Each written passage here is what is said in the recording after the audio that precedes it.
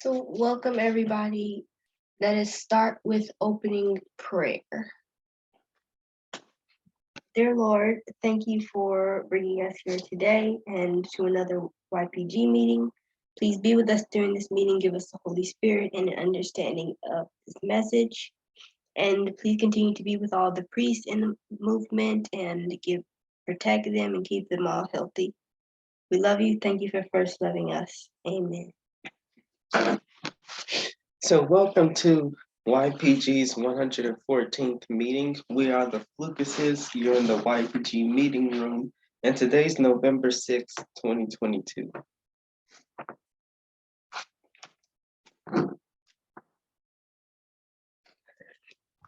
The title of today's lesson is The Battle Over Ukraine Part 2.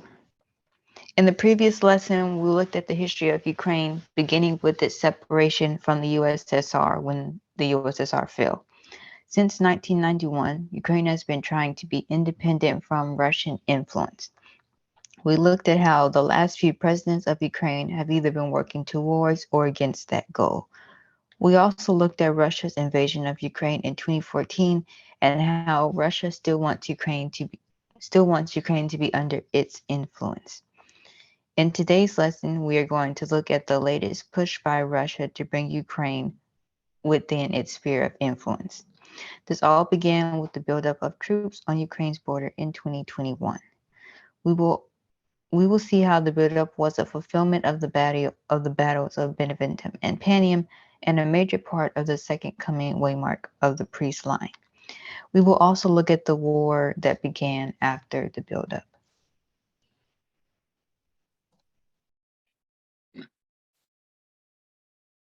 Panium and Beneventum. The battles of Panium and Beneventum are two ancient battles that were repeated in 2021. In 2018, the Midnight Cry message arrived and provided many prophecies on the next waymark, 2019. But it also gave us insight on the events of 2021, notably the battle between the King of the North and the King of the South. We know the King of the North is the United States, and the King of the South today is Russia. We learned that this battle would happen in 2021 because of ancient battles that parallel the waymark of 2021 on a line. These ancient battles, the first of these ancient battles was the Battle of Panium in 198 BC. Ptolemy Epiphanes was the king of the south, and he had just become king of Egypt, and he was very young. So in response, Antiochus Magnus, who was the king of the north, began to prepare to attack him. Rome had been called to help guard Ptolemy against Antiochus Magnus, but in 198 BC, when the two armies clashed, Egypt was defeated. It was so utterly destroyed that Egypt ceased to be a world power after the battle. The second of the two ancient battles, was the Battle of Beneventum in 275 BC. Previous to the battle, a king called Pyrrhus, who was the king of the south at the time, well, it wasn't technically the south, but we're marking him as in prophecy as the king of the south. He had been called to Italy to help a city-state called Tarentum fight against Rome, and we're marking Rome as the king of the north. Pyrrhus won the first two battles against Rome because he used war elephants, and Rome had never seen elephants before. However, while he was in Sicily, he heard that Rome was marching on Tarentum again for the third time. So he returned to Italy, and they fought in their final battle between Pyrrhus and Rome, the Battle of Beneventum. However, history accounts that something caused Pyrrhus's elephants to turn against his own army and trample them. Thus, Pyrrhus was defeated by his own elephants. These two battles in histories were prophesied in 2019 or 2018, and they were prophesied to be repeated modernly in 2021 between the United States and Russia. Today, the king of the north, as we know, is the United States, and the king of the south is Russia. And in 2021, they had a battle. We can identify three aspects of this battle based on Panium and Beneventum. The first is that Russia will lose the battle and be crippled as a country.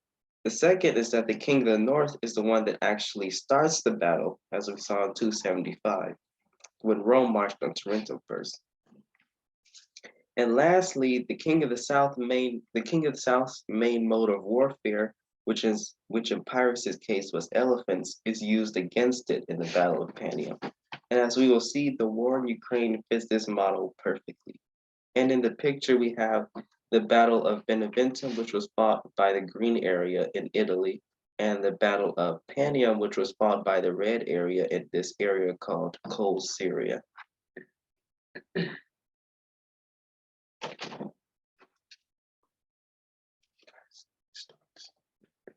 The war in Ukraine.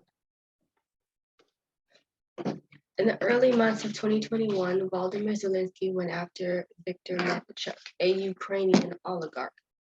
Viktor Medvedchuk and Vladimir Putin are close friends and allies. They are both friends personally to the extent that Putin is Medvedchuk's daughter's godfather. They vacation together and like to compare how similar their countries are. Both men also have a distinct dislike of the West, but they are also friends politically. They are businessmen allies. Quoting from Time magazine, short of war, one of the best ways that Putin has to influence Ukraine is through Medvedchuk and his political party. End quote. Medvedchuk was the voice of Russia in Ukraine, so it did not go over well with Putin when Zelensky began his campaign against Medvedchuk by removing his TV stations and seizing his assets. The fact that he was the voice of Russia in Ukraine was the reason that Zelensky targeted him first. He was removing Russia's control over Ukraine. Medvedchuk wasn't the only oligarch that Zelensky targeted. His war against oligarchs was a part of his campaign against corruption in Ukraine so that he could ally with NATO. But it was also focused on Russia as well, as we can see from Medvedchuk. And that's Medvedchuk and Putin.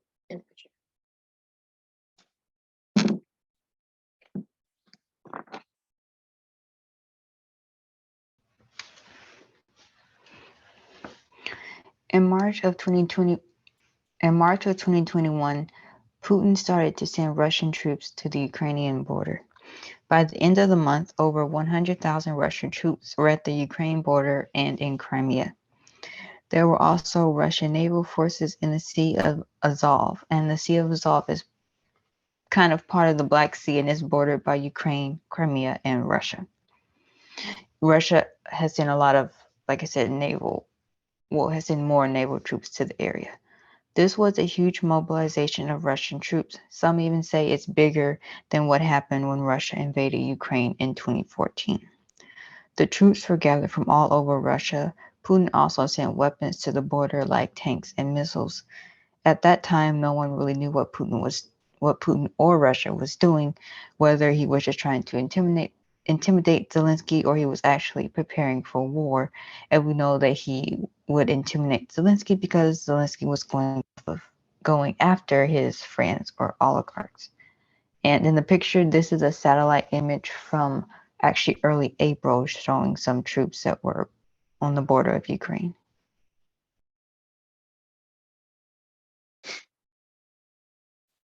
Treason charges.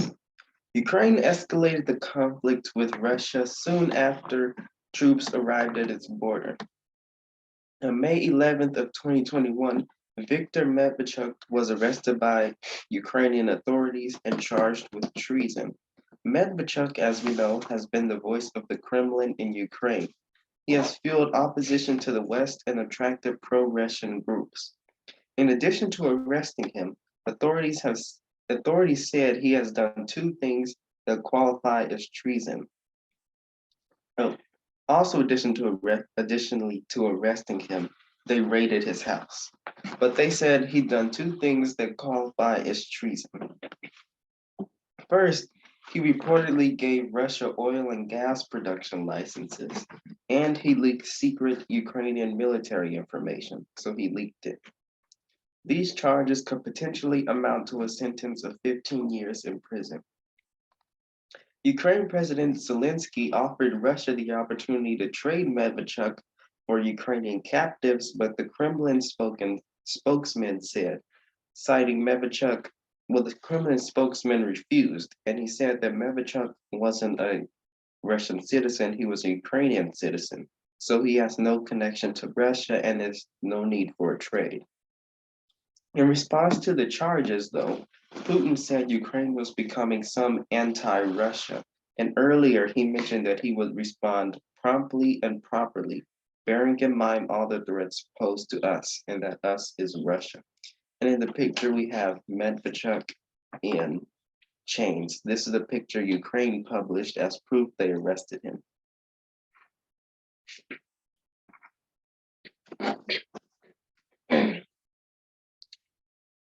In June, Putin had a portion of his Russian soldiers that were on the borders of Ukraine withdraw, leaving their heavy weapons there. Quoting,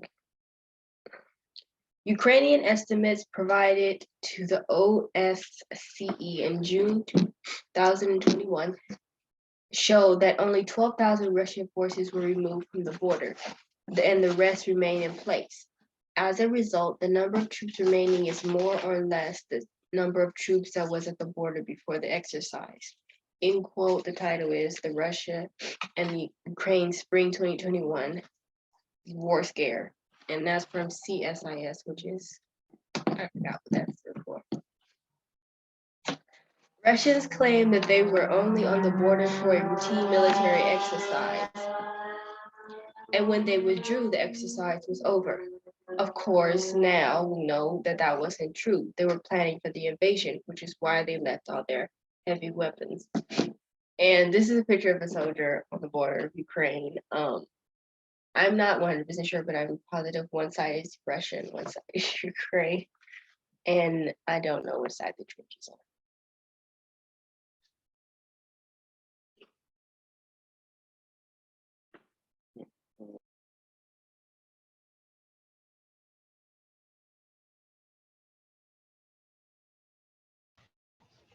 Even though Putin partially withdrew his army, his mind was not changed. On July 12, 2021, he published an article in Russian, Ukrainian, and English on the Kremlin's website. Putin titled the article, quote, on the historical unity of Russians and Ukrainians, end quote. In this article, Putin tried to prove his belief that Russians and Ukrainians were the same people and therefore should be one country. He wrote that the friction between them at the present time was due to past problems within the two countries and also to foreign interference. He wrote that Russians and Ukrainians were descendants of the same group of people, and he also mentioned how they have the same religion. Putin included the history of the USSR and he said that after its fall, Russia helped Ukraine become independent. Putin then pointed to 2014 as the year that everything began to change, and he said that the people of Ukraine did not like those changes. He wrote that the people of Ukraine believed that Russia and Ukraine would stay close after the fall of the USSR, but that in 2014 that started to change. Putin also included in the article that the Ukrainians were denying their past when they got closer to the West, therefore making Ukraine a springboard for the West to get to Russia. Putin also wrote that Russia was open to talk with Ukraine and that it would support Ukraine's culture and freedom, but he said Ukrainian sovereignty can only be truly reached when it is in partnership with Russia. On October 11, 2021, the same sentiment was expressed by Dmitry Medvedev, which we know was the president of Russia between 2008 and 2012. And now he's the deputy chairman of Russia's Security Council. Previous to that, Zelensky wanted to have an in-person meeting with Putin, but they couldn't decide on what the meeting was really going to be about. So that Medvedev wrote this article in response to that. He titled the article, "Why Contacts with the Current Ukrainian Leadership Are Meaningless." In the article, he outlined 5 reasons. That this premise was true. He wrote that Ukraine was completely dependent on foreign powers. Also, he said the Kremlin should not try to work with a vassal. And a vassal is just a person or a country in support a person or country subordinate to something else. And in this case, he meant Ukraine being subordinate to the West. So people other than Putin share his worldview that Ukraine should be a part of Russia and that Western powers are controlling it. So even though Putin withdrew some of the troops, he did not change his mindset. And so we know that's Putin and Medvedev.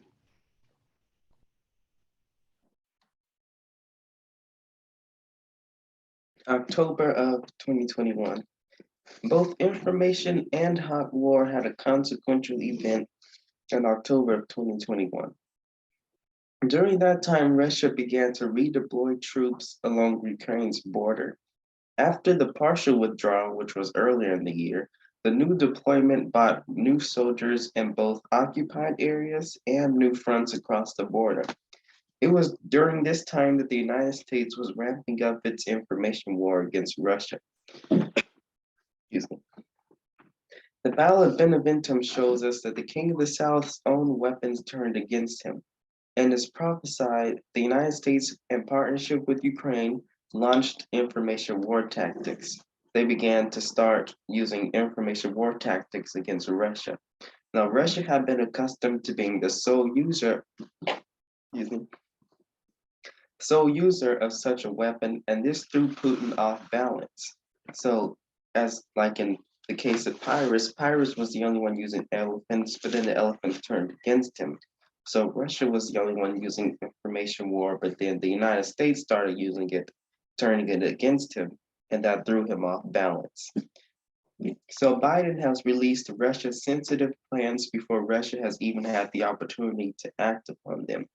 Releases like these and others have become very frequent, and they show a deliberately more aggressive approach to fighting information wars, not seen from the United States in decades.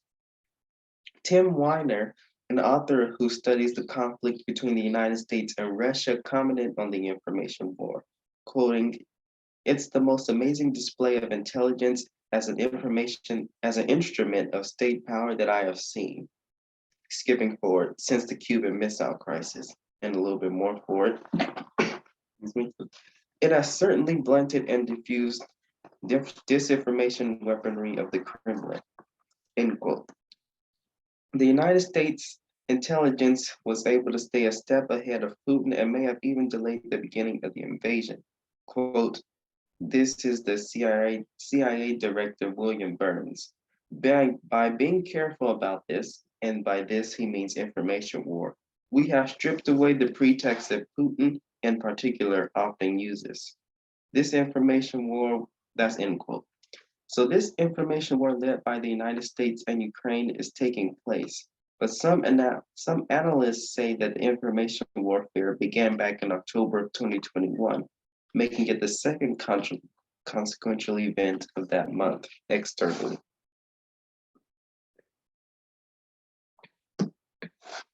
In this movement, we know that the internal and external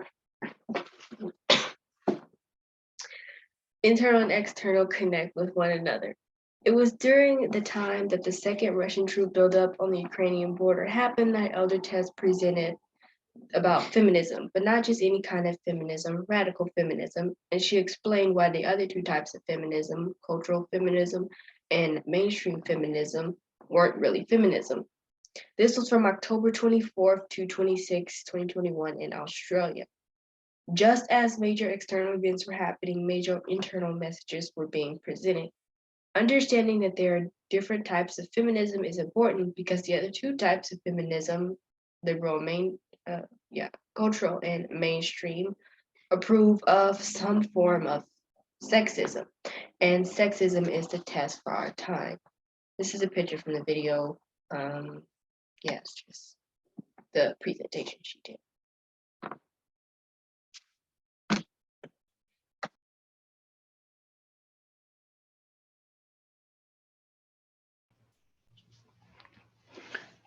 On February 24th, 2022, Russia invaded Ukraine. Again, many Western countries feared that this would happen. There were almost 200,000 Russian troops at the border of Ukraine when the invasion started. At 4:50 in the morning on February 24th, Putin said that Russian soldiers will conduct a special military operation in Ukraine. Putin had already recognized two parts of Ukraine that were controlled by pro-Russian separatists as independent, and he had already sent some troops into those areas.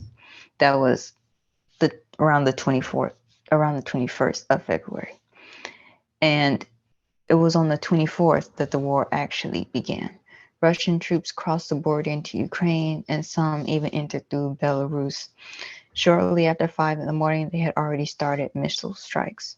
One of the first things that Putin did in the war was try to take the capital, Kyiv, but by early April, the Russian troops gave up. They finally realized that they could not take the capital. They left fighting Kyiv to go mainly to eastern Ukraine. Western countries have supplied weapons to Ukraine and put sanctions on Russia to help with the war. On February 28th of 2021, Russia actually officially applied to join the EU, and in June, the European Union put Ukraine on the path to do so. Ukraine applied to the EU. You said Yes, Russia applied. I said Russia. Sorry. Ukraine applied to join the EU, of course, not Russia. Over the course of the war, 14.8 million people have fled Ukraine, and that doesn't include the people that have been displaced internally, as well as 10,000s of civilians who have been killed or injured. Throughout the war, Ukrainian soldiers have proven that they are stronger than the Russians, even though Putin refuses to see this. On September 30th of 2022, so on September 30th, Putin announced that Russia annexed 4 separatist regions in eastern Ukraine. And as you can see on the map, the separatist regions are really the regions that are red. Putin had, two of them were the regions that he had recognized as independent at the beginning of the war and last year, and then 2 more, which is a few days before the 30th. So he recognized them as independent and then he annexed them, even though, of course, nobody really in the West or anywhere else recognizes those annexations. Russia is not fully in control of any of those areas that he annexed, although they do have most of it under control, but they're not fully in control.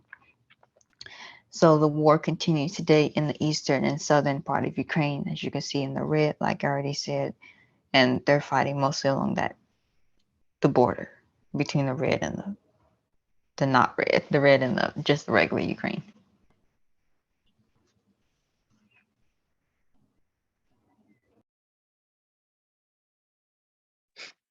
In summary,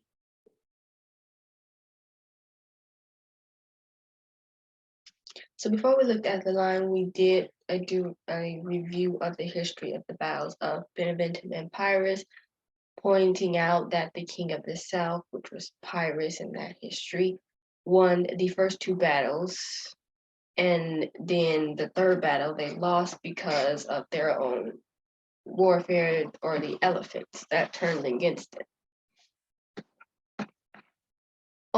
So then we looked at this line beginning in February of 2021 and going to February 2022. February 2021 was when Zelensky began to, or the early months of 2020, I don't know if it was February, but the early months of 2021 was when Zelensky began to attack Ukrainian oligarch Medvedchuk. And Putin didn't like this because Putin and Medvedchuk were close allies, and Medvedchuk was basically Putin's voice in Ukraine. Then we looked at March 2021.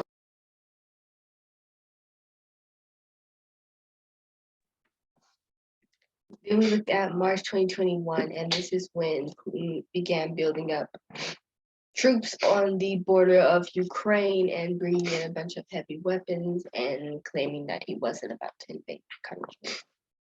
May 2021 was when Ukraine charged Medvedchuk with treason and had him arrested. I don't think he's in prison now. I'm pretty sure he's in Russia. Yeah, he's in Russia. So somehow he broke out of prison. June 2021, Russia withdraws some of its troops from the border. So it withdrew the troops that weren't originally there. And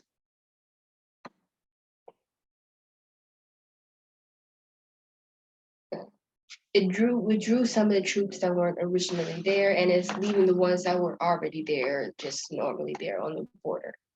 July 2021, Putin and Medvedchuk both write papers basically saying that Ukraine has always belonged to Russia, and the Ukrainian people know that, and that's just how it should be.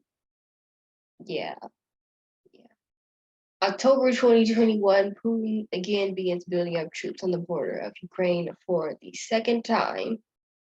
And this is when the United States really began using information warfare against Russia, and Russia didn't know how to deal with that because they've never seen anything like it.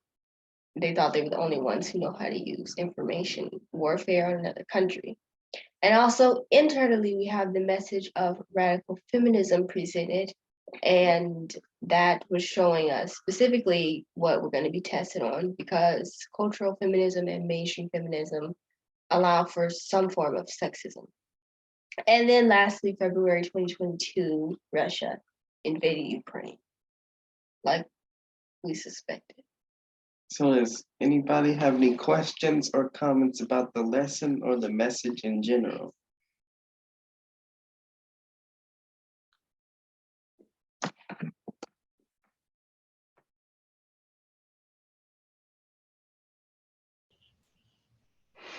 Okay, now it's quiz time. Question number 1. True or false? Does Putin believe that Russians and Ukrainians are one people?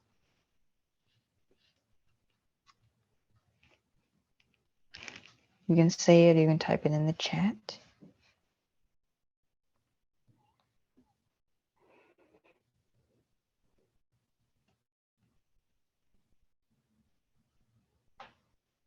Okay, and the answer is H. It is true. Putin believes that Russians and Ukrainians are one people. We looked at the article that he wrote, as well as his former prime minister, former president Medvedev. They both expressed the same thing. Next question.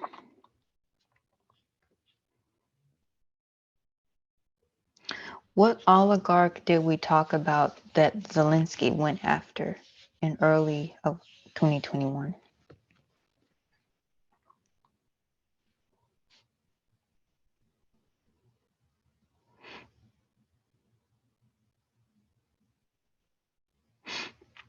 F.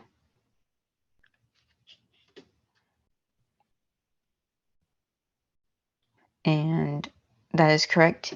Zelensky went after Medvedchuk. Well, that was one of the oligarchs that he went after. And Medvedchuk, as we saw, was a very close friend to Putin, so Putin didn't like that very much.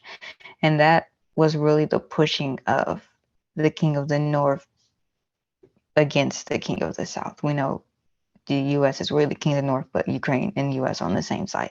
So it's the King of the North pushing against the King of the South, which is what began Panium and Beneventum. Next question.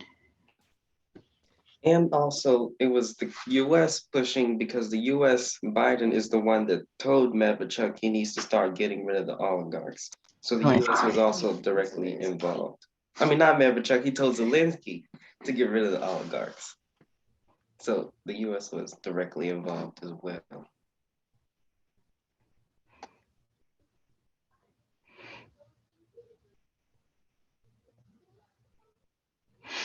Next question, question number 3. In 2021, what was one of the battles that took place according to the reform lines?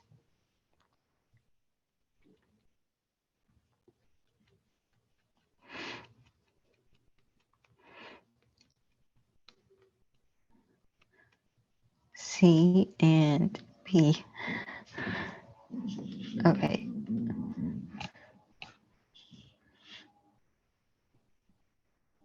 The answer is B, Beneventum. Beneventum is on the line of pirates, like we saw, and that parallels Panium or 2021. Bolsonaro is not a battle. That was probably a mistake. Next question.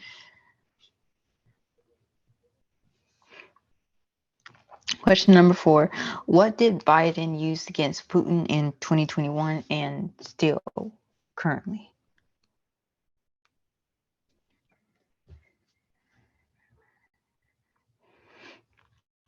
G.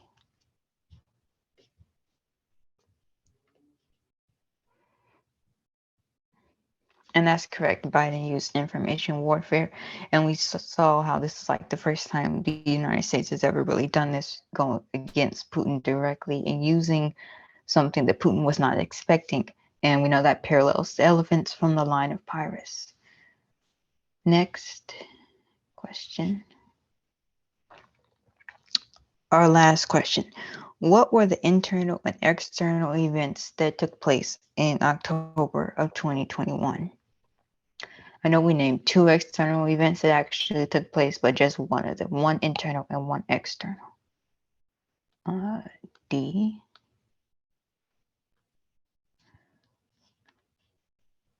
Two Ds.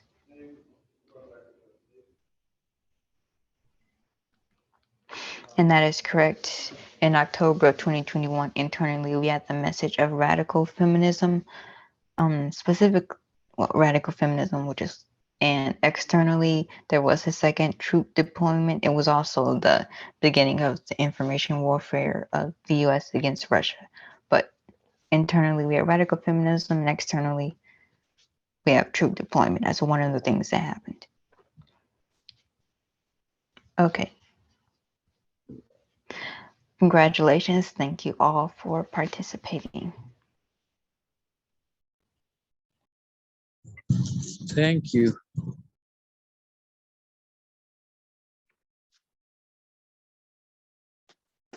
So thank you everybody for coming. If you would like, if you have questions, you want updates or recordings from this video, or to be on the mailing list, you can contact us at youthprophecygroup@gmail.com. If you would like previous notes, you can find them on the YPG website at youthprophecygroup.org or .com, same. And our next meeting will be on December 4th, 2022, which is all the way next month. The first Sunday of next month. Let's close in prayer.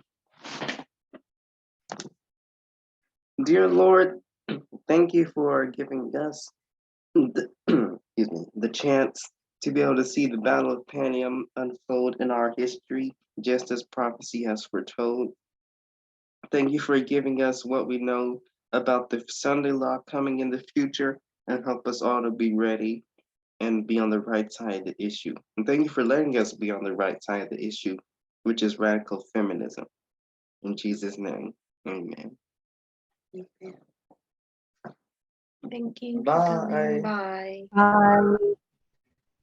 Bye. Bye.